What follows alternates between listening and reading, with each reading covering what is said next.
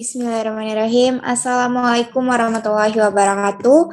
Kami dari kelompok 5A yang beranggotakan saya, Aisyah Anggraini, kemudian teman saya yaitu Era Apriliana, kemudian Melin Gustina, kemudian Fatia Gina Arkansa, kemudian Nazifah Zihni, dan Rani Tifal Bateri akan memaparkan terkait hasil diskusi kami mengenai pengembangan dan penyusunan RPP Biologi Sekolah Menengah. Baiklah, yang pertama, pembahasan terkait pengertian RPP akan dibahas oleh teman saya yaitu Melin Gustina. Kepada Melin dipersilakan. Baik, yang pertama yaitu pengertian RPP. Jadi menurut Peraturan Menteri Pendidikan dan Kebudayaan Nomor 22 Tahun 2016, Rencana Pelaksanaan Pembelajaran atau RPP adalah rencana kegiatan pembelajaran tatap muka untuk satu pertemuan atau lebih. RPP ini dikembangkan dari silabus untuk mengarahkan kegiatan pembelajaran peserta didik dalam upaya mencapai kompetensi dasar. Jadi RPP ini bisa dibuat untuk satu pertemuan atau lebih sebagai acuan guru dalam pelaksanaan proses pembelajaran. Dalam RPP ini memuat beberapa komponen, diantaranya yaitu yang pertama ada identitas, kemudian yang kedua tujuan pembelajaran, yang ketiga kompetensi dasar dan indikator, keempat materi ajar, kelima metode pembelajaran, keenam media pembelajaran, ketujuh sumber belajar, yang kedelapan adalah langkah-langkah pembelajaran, dan yang kesembilan adalah penilaian. Pada Peraturan Menteri Pendidikan Nomor 14 Tahun 2019 terdapat penyederhanaan RPP. Jadi RPP hanya memuat identitas, tujuan pembelajaran, langkah-langkah pembelajaran, dan penilaian. Baik, komponen yang pertama yaitu identitas. Dalam identitas RPP ini terdapat nama sekolah, kemudian nama mata pelajaran, kelas 1 semester, materi pokok, dan alokasi waktu. Untuk alokasi waktu ini sesuai dengan keperluan untuk pencapaian kompetensi dasar dan beban belajar, dengan mempertimbangkan jumlah jam pelajaran yang tersedia dalam silabus, serta KD yang harus dicapai. Kemudian selanjutnya mengenai tujuan pembelajaran akan dibahas oleh Nazifah. Pada Nazifah dipersilakan. Baik, kemudian mengenai tujuan pembelajaran. Di sini diambil dari Peraturan Menteri Pendidikan dan Kebudayaan Nomor 22 Tahun 2016, di mana disebutkan tujuan pembelajaran dirumuskan berdasarkan KD dengan menggunakan kata kerja operasional yang dapat diamati dan diukur, yang mencakup sikap, pengetahuan, dan keterampilan. Kemudian, tujuan pembelajaran juga dirumuskan dengan jelas, efektif, dan terlihat perubahan perilaku siswa yang harus dicapai. Untuk merumuskan tujuan pembelajaran sendiri, biasanya menggunakan prinsip ABCD, yaitu untuk A, audiens, itu siapa sasaran yang akan dituju. Kemudian B, behavior. Behavior ini merupakan perilaku apa yang diharapkan dalam tujuan pembelajaran. Kemudian terdapat condition, yaitu kondisi yang terjadi dalam proses pembelajaran. Dan yang terakhir yaitu degree, yaitu tingkatan pencapaian peserta didik yang diharapkan setelah mengikuti proses pembelajaran. Baik, materi selanjutnya akan disampaikan oleh Era Apriliana.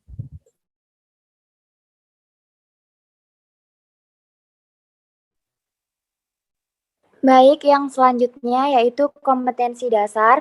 Menurut Peraturan Menteri Pendidikan dan Kebudayaan Republik Indonesia Nomor 24 Tahun 2016, kompetensi dasar merupakan kemampuan dan materi pembelajaran minimal yang harus dicapai peserta didik untuk suatu mata pelajaran pada masing-masing satuan pendidikan yang mengacu pada kompetensi inti. Jadi, dalam RPP ini terdapat kompetensi dasar atau KD untuk mengetahui apa kompetensi yang harus dikuasai atau dicapai oleh siswa. Nah, kompetensi dasar ini yaitu kemampuan untuk mencapai kompetensi inti yang dicapai siswa itu melalui proses pembelajaran dan dikembangkan berdasarkan karakteristik siswa dan harus mengacu pada kompetensi inti yang dirumuskan. Next. Yang keempat adalah indikator. Menurut Peraturan Menteri Pendidikan dan Kebudayaan Republik Indonesia Nomor 103 Tahun 2014, indikator pencapaian kompetensi sebagaimana dimaksud pada ayat 4 huruf B merupakan kemampuan yang dapat diobservasi untuk disimpulkan sebagai pemenuhan kompetensi dasar pada kompetensi inti 1 dan kompetensi inti 2 dan kemampuan yang dapat diukur atau diobservasi untuk disimpulkan sebagai pemenuhan kompetensi dasar pada kompetensi inti 3 dan kompetensi inti 4. Di sini kompetensi inti 1 mencangkup aspek spiritual, kompetensi inti 2, aspek sosial, seperti manusia dengan lingkungan atau kelompok masyarakat. Kompetensi inti ketiga yaitu pengetahuan atau kognitif, dan kompetensi inti 4 itu keterampilan. Jadi di sini indikator itu perilaku yang dapat diukur melalui observasi untuk menunjukkan ketercapaian KD tertentu yang menjadi acuan penilaian materi pelajaran atau mata pelajaran. Selanjutnya akan disampaikan oleh rekan saya. Baik, selanjutnya adalah materi ajar. Materi ajar ini merupakan segala bentuk materi yang digunakan untuk membantu guru dalam melaksanakan kegiatan belajar mengajar. Materi yang dimaksud dapat berupa materi tertulis maupun materi tidak tertulis. Dapat dilihat di layar, menurut Permendikbud nomor 22 tahun 2016, materi pembelajaran itu memuat fakta, konsep, prinsip, dan prosedur yang relevan dan ditulis dalam bentuk butir-butir sesuai dengan rumusan indikator untuk pencapaian kompetensi. Dengan adanya materi ajar ini, memungkinkan peserta didik dapat mempelajari suatu kompetensi atau kompetensi dasar secara runtut dan sistematis, sehingga secara akumulatif mampu menguasai semua kompetensi secara utuh dan terpadu. Next. Selanjutnya ada metode pembelajaran. Metode pembelajaran ini merupakan hal yang sangat penting dari suatu proses pembelajaran, karena tanpa adanya metode pembelajaran yang matang, yang diterapkan dalam praktik atau proses pembelajaran, ada kemungkinan tujuan yang ingin dicapai dalam pembelajaran itu tidak tercapai. Maka, apabila tujuan pembelajaran tersebut tidak tercapai, hal ini bermakna bahwa akan terjadinya gagal proses pembelajaran yang dilakukan. Bisa dilihat di layar, di sini ada beberapa macam contoh metode pembelajaran. Ada transfer pengetahuan yang meliputi ceramah, tanya jawab, dan seminar. Kemudian pengembangan keterampilan meliputi peragaan, praktikum, simulasi, dan bermain peran. Pembentukan sikap meliputi praktikum dan sumbang saran. Dan pemecahan masalah itu meliputi diskusi dan tugas mandiri. Selanjutnya akan dijelaskan oleh rekan saya. Baik, selanjutnya ada media pembelajaran, di mana media pembelajaran ini merupakan alat bantu proses pembelajaran untuk menyampaikan materi pelajaran. Nah, media pembelajaran ini sangat erat kaitannya dengan alat atau bahan atau sumber ajar. Nah, menurut peraturan pemerintah nomor 103 tahun 2014, media pembelajaran itu dalam menentukan media, alat, bahan, dan sumber belajar itu harus disesuaikan dengan yang telah ditetapkan pada langkah pembelajaran Nah, selanjutnya ada alat atau bahan atau sumber ajar. Nah, sama halnya seperti yang telah disampaikan tadi, jadi menurut Peraturan Menteri Pendidikan dan Kebudayaan Republik Indonesia Nomor 103 Tahun 2014, dalam menentukan media, alat, bahan, dan sumber belajar itu harus disesuaikan dengan yang telah ditetapkan dalam langkah penjabaran proses pembelajaran. Nah, jadi di sini alat atau bahannya itu dapat berupa worksheet, terus abis itu dapat berupa LKS atau lembar kerja siswa, kemudian ada lembar penilaian, kemudian ada alat tulis berupa penggaris, spidol, papan tulis, laptop, dan sebagainya. Kemudian untuk sumber belajar, merupakan segala sumber yang telah terbukti menyediakan informasi, data, fakta yang sesuai dengan KD dan dapat dipelajari untuk menunjang terwujudnya KD dalam pembelajaran. Nah, sumber belajar ini dapat berupa buku, media cetak, juga alam sekitar yang tentunya banyak yang dapat dipelajari sebagai sumber belajar. Selanjutnya, terkait langkah-langkah akan dijelaskan oleh rekan saya. Baik, terima kasih. Di sini saya akan menjelaskan mengenai langkah-langkah pembelajaran. Menurut Permendikbud tahun 2016 nomor 22, langkah-langkah pembelajaran dibagi menjadi 3, yaitu pendahuluan, kegiatan inti, dan penutup. Pada pendahuluan, dalam kegiatan pendahuluan, guru wajib menyiapkan peserta didik secara psikis dan fisik untuk mengikuti proses pembelajaran. Selanjutnya, memberi motivasi belajar kepada peserta didik dan mengajukan pertanyaan-pertanyaan yang mengkaitkan pengetahuan sebelumnya dengan materi yang akan dipelajari. Menjelaskan tujuan pembelajaran atau kompetensi dasar yang akan dicapai, dan menyampaikan cakupan materi dan penjelasan uraian kegiatan sesuai dengan syllabus. Kegiatan inti ini menggunakan metode pembelajaran, metode pembelajaran, media pembelajaran, dan sumber belajar yang disesuaikan dengan karakteristik peserta didik dan mata pelajaran. Selanjutnya, kegiatan penutup ini, guru bersama juga peserta didik, baik secara individu maupun kelompok, melakukan refleksi untuk mengevaluasi seluruh rangkaian aktivitas pembelajaran dan hasil-hasil yang diperoleh untuk selanjutnya secara bersama-sama menemukan manfaat langsung maupun tidak langsung dari hasil pembelajaran yang telah dipelajari. Kemudian memberikan umpan balik terhadap proses hasil belajar, melakukan kegiatan tindak lanjut dalam kegiatan pemberian tugas, baik tugas individu maupun kelompok, dan juga menginformasikan rencana kegiatan pembelajaran untuk pertemuan selanjutnya. Next, mengenai penilaian akan dilanjutkan oleh rekan saya. Oke, baik, di sini ada mengenai penilaian. Menurut Peraturan Menteri Pendidikan dan Kebudayaan Nomor 22 Tahun 2016, penilaian merupakan proses pengumpulan dan pengolahan informasi untuk menentukan pencapaian hasil belajar peserta didik. Nah, pada penilaian ini terdapat 3 pendekatan, di mana pendekatan itu terdiri atas assessment of learning, di mana assessment of learning ini adalah penilaian yang dilakukan pada akhir pembelajaran. Nah, pada akhir pembelajaran ini akan menentukan keberhasilan siswa. Contohnya seperti ketika ujian nasional, ujian sekolah, ujian tengah semester, dan ujian akhir semester.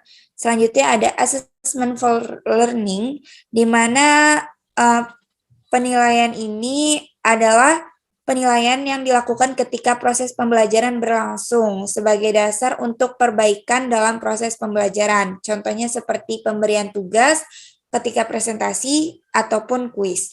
Nah, kemudian selanjutnya ada assessment as learning, di mana assessment as learning ini hampir mirip sama seperti yang sebelumnya, namun penilaian ini digunakan sebagai formatif yang dilaksanakan selama pembelajaran.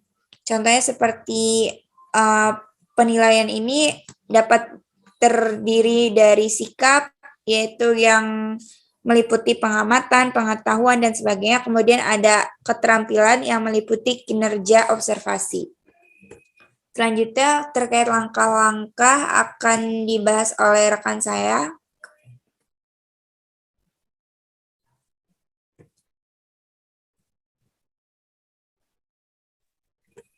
Baik, yang selanjutnya yaitu langkah-langkah dalam menyusun RPP. Yang pertama adalah mengkaji silabus. Yang kedua adalah merumuskan indikator pencapaian kompetensi dasar pada KI 1, KI 2, KI 3, dan KI 4. Nah, untuk indikator ini diturunkan dari kompetensi dasar, kemudian menggunakan kata kerja operasi, kedalaman, dan luasan kompetensi dasar. Materi pembelajaran yang akan diajarkan pada hari itu. Jadi materi-materi ini dikumpulkan menjadi satu yang akan disusun dalam RPP. Kemudian yang keempat ada menjabarkan kegiatan pembelajaran.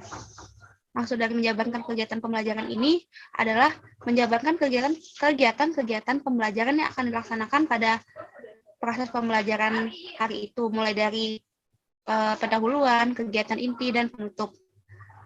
Selanjutnya akan dibahas oleh Fathia. Kepada Fathia dipersilakan.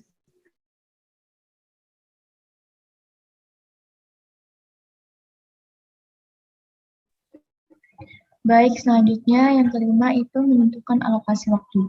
Alokasi waktu di sini ditentukan sesuai dengan keperluan untuk pencapaian kompetensi dasar dan beban belajar dengan mempertimbangkan jumlah jam pelajaran yang tersedia dalam silabus dan KD yang harus dicapai.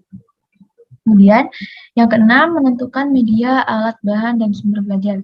Sudah dijelaskan sebelumnya bahwa media, alat, bahan, dan sumber belajar itu dibuat untuk mencapai tujuan pembelajaran.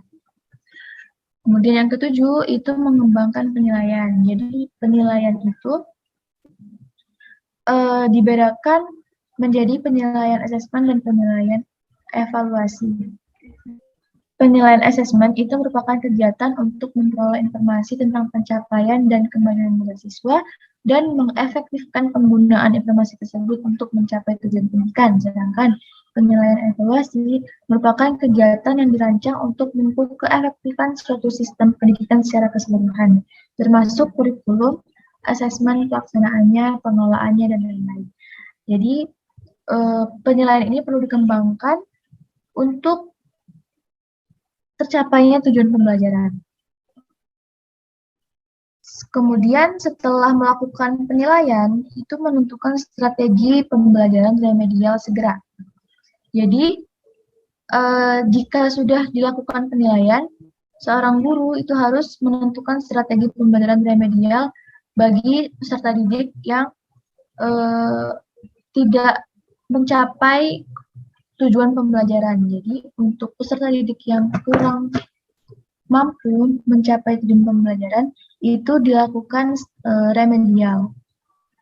Selanjutnya akan dijelaskan oleh rekan saya. Baik, yang selanjutnya yaitu mengenai prinsip penyusunan RPP. Jadi dalam menyusun RPP ini diperlukan 8 prinsip. Yang pertama adalah perbedaan individu. Dalam setiap kelas pasti terdapat perbedaan individu antar siswa. Mulai dari kemampuan awal, tingkat intelektual, minat, bakat, potensi, kebutuhan khusus, gaya belajar, latar belakang, dan lain-lain. Jadi dalam menyusun RPP ini guru harus memperhatikan perbedaan antar individu tersebut. Yang kedua adalah partisipasi. Dalam proses pembelajaran, partisipasi aktif peserta didik sangat diperlukan. Kemudian berpusat kepada siswa. Jadi maksud dari berpusat kepada siswa ini sistem proses pembelajaran tidak teacher center atau tidak berpusat kepada guru. Jadi semua kegiatan itu berpusat kepada siswa. Selanjutnya yang keempat yaitu memberikan umpan balik. Maksud dari memberikan umpan balik ini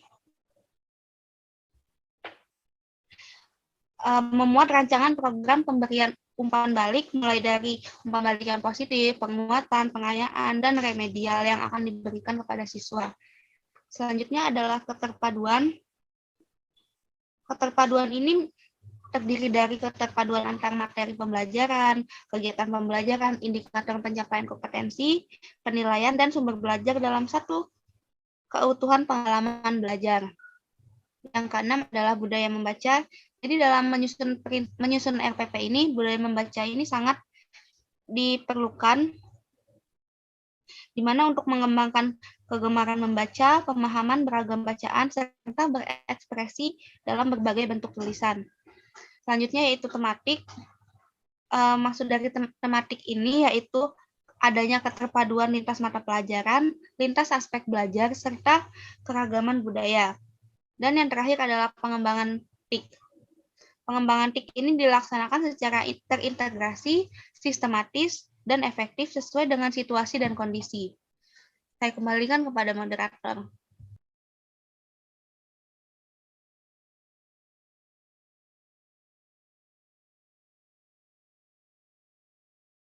Baik.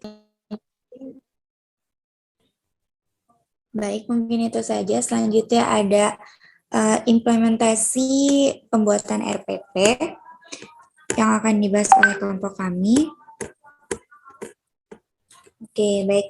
Jadi di sini kan sebelumnya sudah ada silabus yang telah dipaparkan dan dibuat oleh kelompok sebelumnya, itu kelompok 4 kan. Nah, jadi di sini kita siapkan terlebih dahulu terkait RPP yang akan dibuat. Nah, di sini ada identitas terdiri atas satuan pendidikan. Misalkan kita taruh permisalan ada pada SMA Negeri X. Kemudian untuk mata pelajaran biologi, kemudian untuk kelasnya itu sesuai dengan silabus, yaitu kelas 11. Berhubung ini kemarin membahas terkait sel, jadi sel itu ada di semester 1. Kemudian untuk programnya itu, biologi itu kan program MIPA.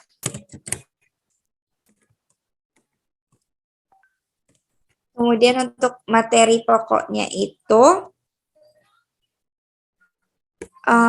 yaitu terkait pembahasan sel. Kemudian untuk alokasi waktunya sesuai dengan silabus yaitu 4 jam per minggu.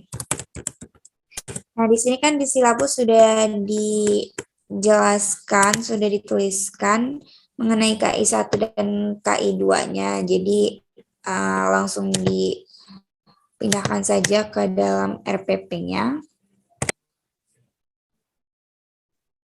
Jadi di sini sudah dipindahkan untuk KI 1, KI 2, KI 3, dan KI 4 dari silabus. Kemudian selanjutnya ada di bawahnya ada tabel KD atau kompetensi dasar. Jadi kita pindahkan juga kompetensi dasar yang udah dibuat di silabus. Yang pertama yaitu ada KD 3.1 terkait pembahasan sel. Kita pindahkan ke dalam tabel ini juga. Nah, kemudian ada indikatornya juga di sebelahnya. Kita pindahkan juga.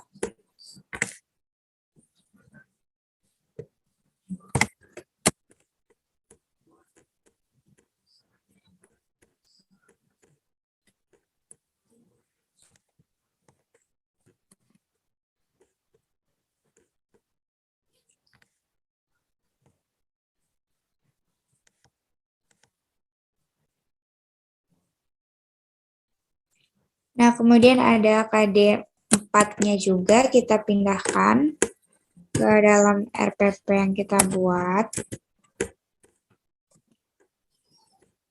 Beserta indikatornya.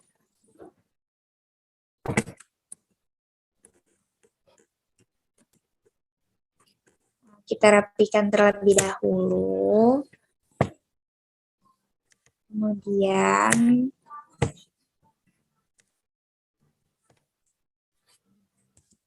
Kemudian selanjutnya ada tujuan pembelajaran yang akan dibahas oleh rekan saya, yaitu Nazifa. Pada Nazifa dipersilakan. Baik, selanjutnya yaitu tujuan pembelajaran, di mana melalui kegiatan pembelajaran, peserta didik mampu menjelaskan komponen kimiawi penyusun sel, struktur, fungsi, dan proses yang berlangsung dalam sel sebagai unit terkecil kehidupan, serta menganalisis berbagai komponen yang ada. Kemudian, siswa juga dapat menyajikan hasil pengamatan mikroskopik struktur sel hewan dan sel tumbuhan sebagai unit terkecil kehidupan. Dan berdasarkan pembelajaran dapat dicapai siswa yang bersikap jujur, disiplin, dan peduli. Baiklah, selanjutnya terkait materi pembelajaran akan dibahas oleh rekan saya. Dipersilakan. Untuk materi pembelajaran, itu ada yang bersifat faktual, konseptual, dan prosedural. Faktual ini meliputi gambar-gambar sel, kemudian yang konseptual meliputi komponen-komponen kimiawi penyusun sel, struktur, fungsi bagian-bagian sel, dan kegiatan sel sebagai unit struktural dan fungsional makhluk hidup. Untuk proseduralnya, mekanisme transport transmembran, mekanisme reproduksi sel, dan mekanisme pembelahan sel. Nah, selanjutnya itu ada metode pembelajaran.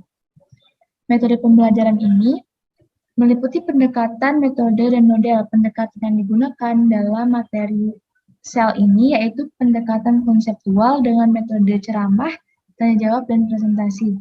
Model yang digunakan yaitu pembelajaran langsung atau direct instruction. Baik, Nah, selanjutnya akan dijelaskan oleh rekan saya.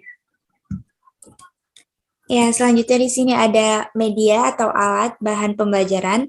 Jadi di sini alat itu bisa berupa proyektor, laptop, papan tulis, seperti yang telah dijelaskan pada pemaparan materi tadi. Kemudian ada medianya itu bisa berupa PowerPoint dan gambar. Nah, kemudian untuk sumber belajarnya yaitu bisa pada buku-buku terpercaya, contohnya seperti Iraning Tias dan Istadiosa pada tahun 2014 dengan judul Biologi untuk SMA atau MA kelas 11 diterbitkan di Jakarta oleh Erlangga. Kemudian ada buku lainnya yang relevan dan juga bisa dari internet yang berupa artikel online.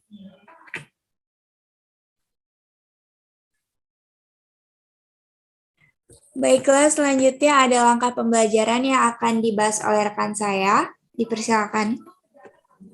Baik, selanjutnya ada langkah-langkah pembelajaran. Seperti yang kita ketahui, langkah pembelajaran itu memuat pendahuluan, kemudian kegiatan inti, dan juga penutup. Nah, tadi kan sudah dijelaskan, dalam pendahuluan itu ada mengajukan pertanyaan-pertanyaan yang mengaitkan pengetahuan sebelumnya dengan materi yang akan dipelajari. Nah, jadi di pendahuluan ini kita bisa menuliskan pada deskripsi kegiatan, itu peserta didik berdoa sebelum memulai kegiatan pembelajaran. Setelah berdoa, peserta didik guru ini mengkondisikan peserta didik akan berkonsentrasi dengan untuk belajar. Selanjutnya melakukan apresiasi dan mengajak peserta didik untuk berpikir tentang pelajaran yang sebelumnya, seperti misalkan kayak contoh materi sel, kayak coba kalian amati kulit kalian, pernahkah mendapati adanya kulit kering gitu. Nanti kita beri pertanyaan untuk mendapatkan stimulus dari peserta didik. Selanjutnya, guru memberi motivasi peserta didik dengan mengajak berpikir pentingnya mempelajari sel pada pertemuan kali ini. Selanjutnya, menyampaikan tujuan pembelajaran seperti yang sudah disampaikan sebelumnya. Pendahuluan itu ada tujuan pembelajaran. Selanjutnya ada menyampaikan metode dan model pembelajaran. Selanjutnya, pada kegiatan inti itu guru dapat memberikan penjelasan kepada peserta didik mengenai komponen-komponen sini karena kita mengambil KD sel, jadi menjelaskan mengenai komponen kimia sel, kemudian struktur dan fungsi sel, kegiatan sel sebagai unit struktural dan fungsional makhluk hidup dengan bantuan gambar. Selanjutnya, guru juga dapat memberikan pertanyaan untuk mengecek pemahaman peserta didik. Selanjutnya, dalam kegiatan penutup ini, guru menyampaikan kesimpulan seperti yang dijelaskan sebelumnya. Penutup ini mencakup kesimpulan dari kegiatan selanjutnya, dan juga guru menutup kegiatan dengan mengucapkan hamdalah dan juga salam.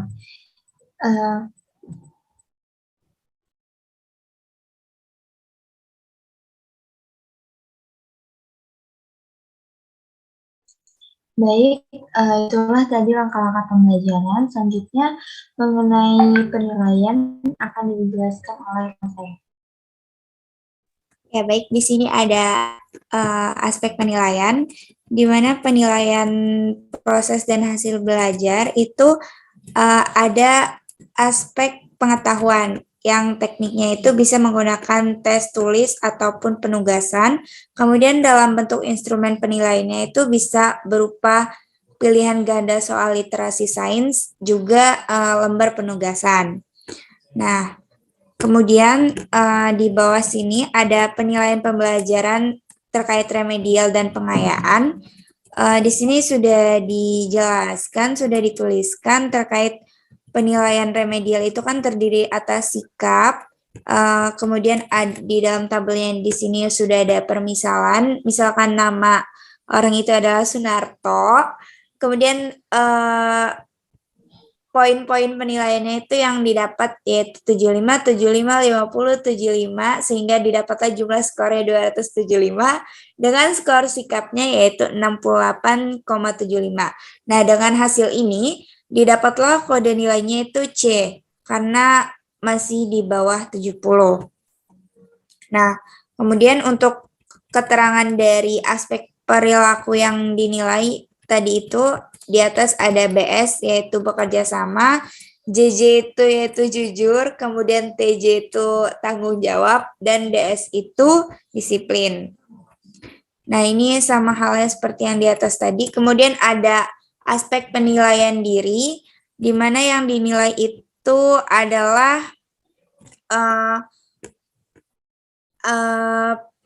yang dinilai itu terkait apa yang dipaparkan pada tabel ini, yaitu pada penilaian selama diskusi, apakah mereka mengikut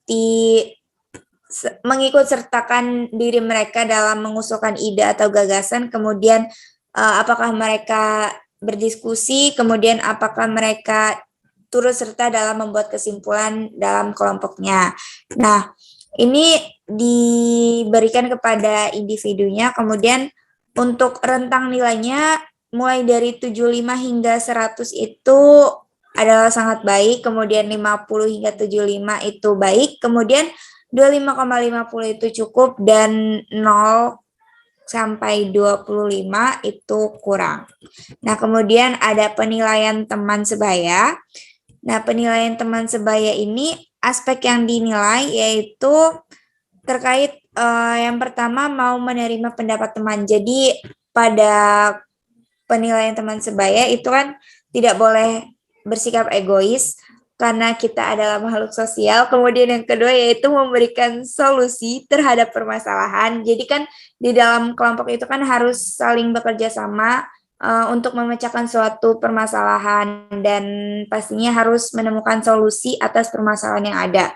Kemudian yang ketiga ada memaksakan pendapat sendiri kepada anggota kelompok. Itu kan sebenarnya tidak boleh kan dilakukan, jadi harus dihindari, dan itu harus masuk di aspek penilaian.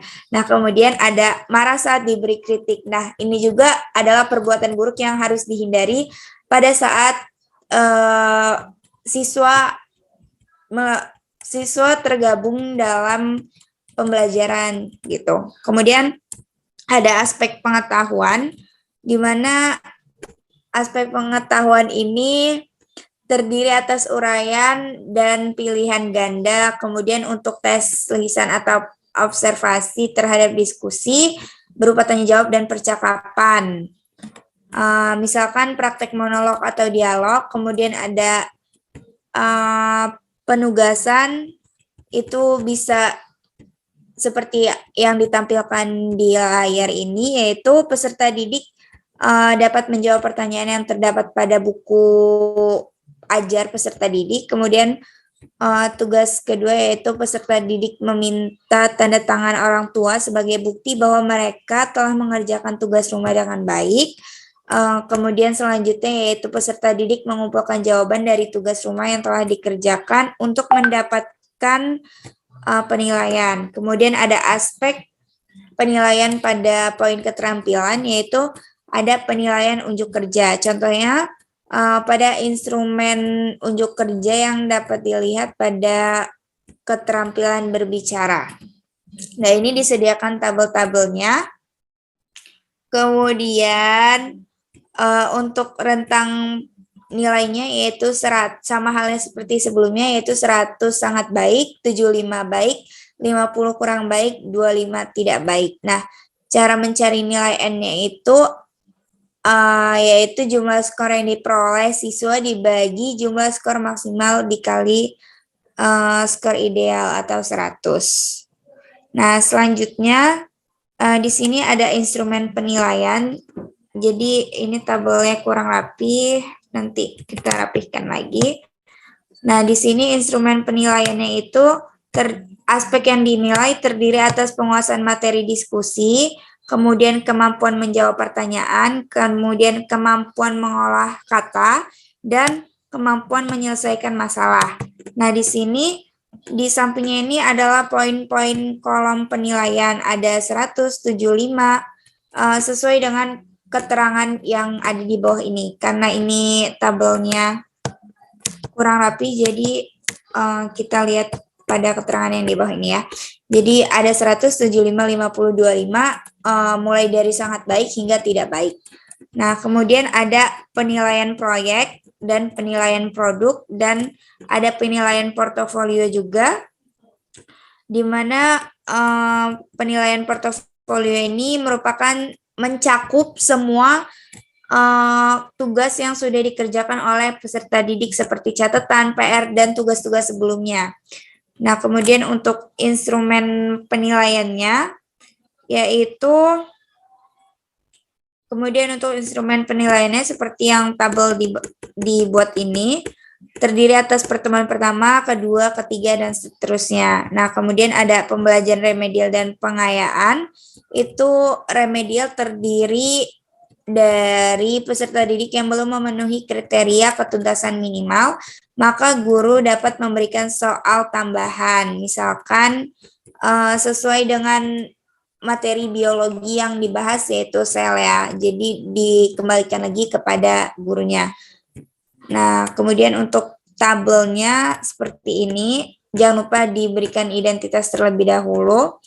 Nah, kemudian terdiri atas nama peserta didik, nilai ulangannya berapa, terus indikator yang belum dikuasai itu pada materi apa, kemudian bentuk tindakan remedialnya itu tadi seperti yang sudah dibahas, yaitu dengan memberikan soal kembali pada siswa yang belum memahaminya, kemudian diberikan nilai setelah remedial, kemudian ini keterangannya ini bersifat menyesuaikan saja. Kemudian ada pengayaan. Nah, guru ini dapat memberikan nasihat agar tetap rendah hati karena telah mencapai KKM bagi siswa yang telah mencapai KKM.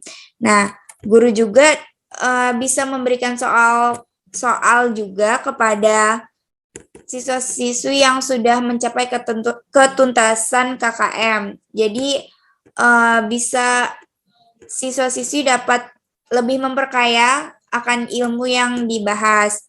Nah, bisa dengan membaca buku tentang materi biologi, yaitu yang tadi kan sel, kalau ini kan contohnya ya. Kemudian habis itu mencari informasi secara online mengenai sel, kemudian membaca surat kabar, majalah ataupun koran mengenai sel, kemudian mengamati langsung tentang sel yang ada mengenai sel yang ada pada alat peraga yang ada di lab gitu.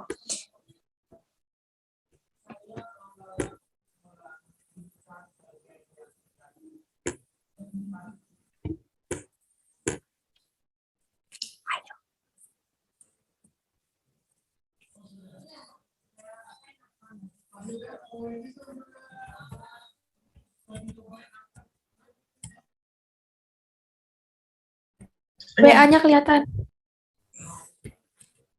Baiklah, jadi kan tadi sudah dijelaskan mengenai penilaian dan kriteria-kriteria penilaiannya. Jadi untuk penilaian itu dikembalikan lagi kepada guru yang memegang mata pelajaran tersebut, sehingga penilaian ini bersifat